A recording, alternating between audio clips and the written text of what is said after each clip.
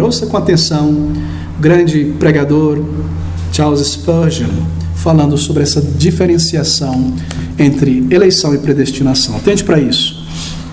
Ele diz: antes da salvação ter entrado no mundo, a eleição veio na frente.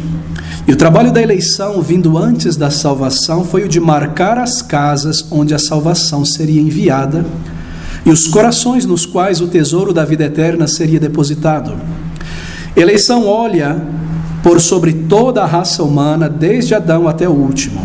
Eleição olhou e marcou com um sinal sagrado aqueles para quem a salvação foi designada.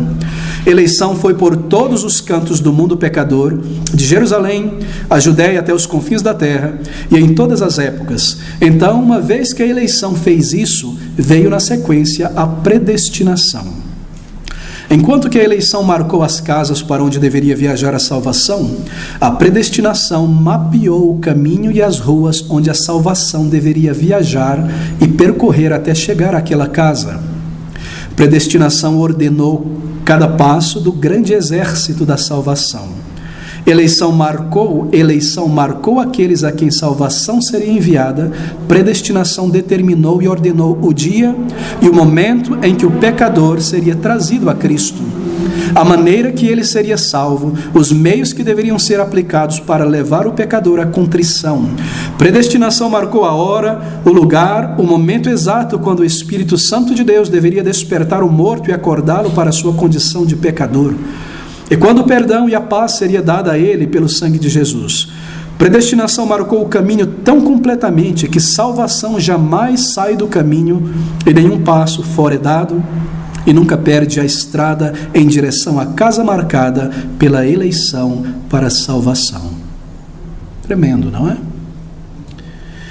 Não lidarei com a doutrina da eleição na história da igreja, mas apenas dizer que é uma doutrina crida, ensinada, amada, defendida pela igreja do Senhor Jesus Cristo desde o início, ao longo de todos os séculos da história, porque está baseada na palavra de Deus, está declarada nas grandes confissões de fé também. O que é uma confissão de fé? Nada mais do que uma declaração dizendo aquilo que um grupo de igreja, em um determinado período da história, crê em um número de temas e doutrinas da Bíblia. Em nossa congregação Batista Reformada, nós subscrevemos a Confissão Batista de Fé de 1689, um pequeno documento, um livreto que resume, que sintetiza o que nós cremos em muitas doutrinas. Confissão de Fé declara a respeito da eleição. Deixe-me apenas isolar um pequeno parágrafo aqui, sobre o decreto de Deus. Ouça com calma. Desde toda a eternidade, diz a Confissão Batista de Fé, 689 e tantas outras, Deus mesmo decretou todas as coisas que iriam acontecer no tempo, e isto ele fez segundo o conselho da sua própria vontade, muito sábia e muito santa. Fê-lo, porém, de um modo em que Deus em nenhum sentido é o autor do pecado, nem se torna corresponsável pelo pecado, nem faz violência à vontade de suas criaturas, nem impede a livre ação das causas secundárias ou contingentes. Pelo contrário, estas causas secundárias são confirmadas, e em tudo isso aparece a sabedoria de Deus em dispor de todas as coisas, e o seu poder e fidelidade em fazer cumprir seu decreto.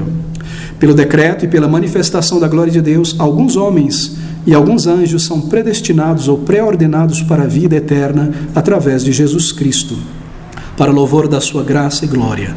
Os demais são deixados em seu pecado, agindo para a sua própria e justa condenação, e isto para louvor da justiça e glória de Deus. Isto é o que a igreja do Senhor Jesus tem crido, não é? Às vezes verdades como essas são muito severas. Todavia, queridos, são questões de vida e de morte, de santidade, de justiça e de glória de Deus. E quando nós nos tornamos pessoas adultas na palavra de Deus, nós encaramos estas verdades e damos glórias ao Senhor e obedecemos ao que Ele ensina na palavra de Deus. A Bíblia ensina a eleição de capa a capa. A Bíblia está cheia dela.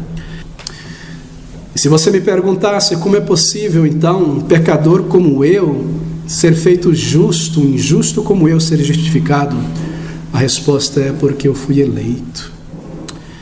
E se você me perguntar por que eu fui eleito, a resposta é porque eu fui predestinado por Deus para isso. E se você me perguntar por que eu fui predestinado, logo eu, pobre, miserável, pecador, quando há tantas pessoas melhores, mais capazes do que eu no mundo, a resposta é que Ele me amou.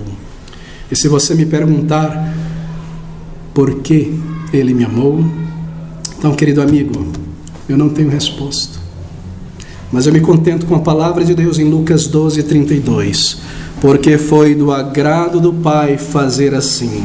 E me maravilho nesta manhã que Ele tenha olhado sobre mim e amado uma pessoa como eu neste mundo e me chamado. Querido amigo, se às vezes crente em Jesus Cristo te faz pensar e cair o queixo e dar nó na cabeça, como pode Deus amado uma pessoa pecadora, um inimigo de Deus, uma pessoa vil, violenta, rebelde, sujo?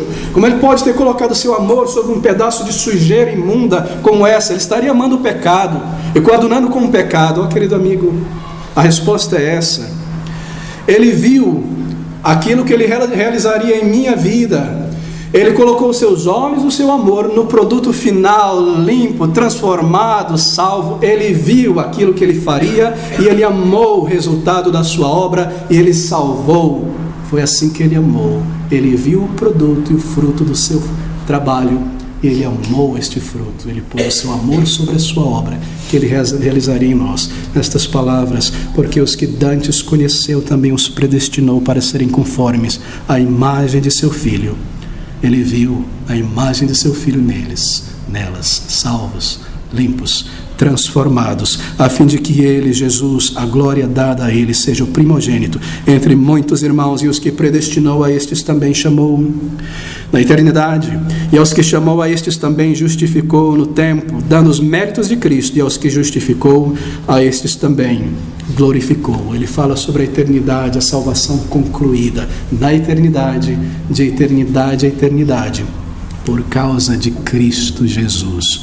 A sua graça e o seu amor. É Deus injusto? Não, é misericordioso.